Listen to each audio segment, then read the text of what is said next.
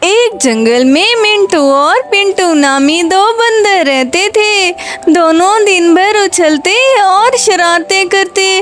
منٹو عادت کا اچھا اور رحم دل تھا، جبکہ پنٹو حوصلہ اور مغرور طبیعت کا مالک تھا۔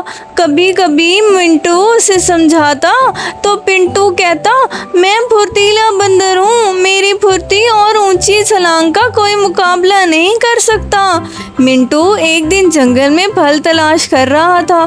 کافی تلاش کے باوجود جب اسے اپنی پسند کا پھل نہیں ملا تو وہ درخت کے پتے اور بیر کھا کر پیٹ بھرنے لگا۔ اچانک پنٹو آیا، منٹو کو بیر کھاتا دیکھ کر کہنے لگا، تم بیر کیوں کھا رہے ہو؟ کیا تمہیں اچھے پھل نہیں ملے؟ منٹو نے نفی میں سر ہلایا تو پنٹو بولا، چلو ہم جنگل کی دوسری طرف چلتے ہیں، وہاں ہمیں اچھے پھل مل جائیں گے۔ منٹو نے کہا، ہمارے بڑوں نے اس حصے میں جانے سے منع کیا ہے، وہاں اکثر شکاری گھومتے ہیں۔ پنٹو نے کہا، تم میرے ساتھ چلو، میں دیکھتا ہوں کیسے شکاری پکڑتے ہیں۔ منٹو مجبور ہو کر پنٹو کے ساتھ چل پڑا۔ جنگل کے اس حصے میں انہیں پھلوں سے لدے ہوئے درخت ملے۔ منٹو نے کچھ پھل کھائے اور پنٹو سے کہا، چلو اب ہم واپس چلتے ہیں۔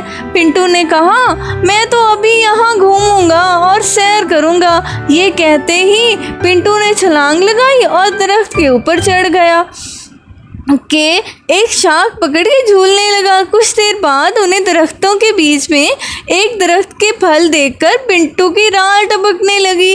وہ جیسے ہی ان پھلوں کی طرف لپکا تو منٹو بولا، پنٹو مجھے خطرے کی بو آ رہی ہے، تم وہاں نہ جاؤ۔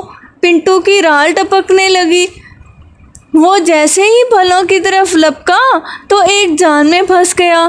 کچھ ہی دیر میں ایک شکاری آیا اور پنٹو کو جال سے نکال کر اس کے گلے میں رسی ڈال کر اسے وہاں سے لے گیا۔ منٹو بیچارہ درخت پر بیٹھا یہ سب دیکھتا رہا۔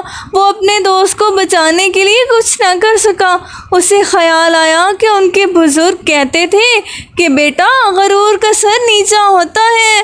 پنٹو کے ساتھ بھی یہی ہوا۔ وہ اپنی پھرتی اور چالاکی پر غرور کرتا تھا، لیکن خود کو نہ بچا سکا۔